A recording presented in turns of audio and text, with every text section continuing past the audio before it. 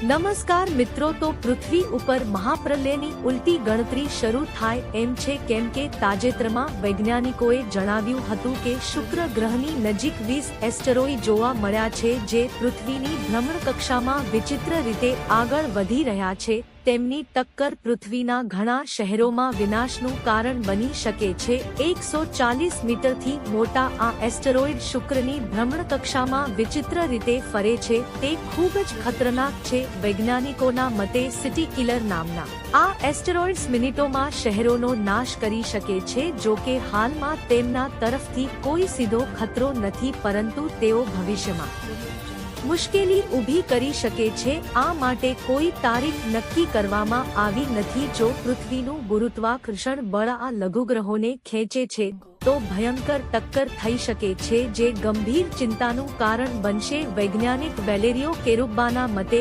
આણે આ ખતરાને હળવાશથી ન લેવું જોઈએ, પરંતુ વધુ ગભરાવાની જરૂર નથી. તેમણે કહ્યું કે તેના પર નજર રાખવી ખૂબ જ મહત્વપૂર્ણ છે, જ્યારે આના પર અભ્યાસ ચાલી રહ્યો છે, જેથી આપણે એકદમ સુરક્ષિત રહી શકીએ.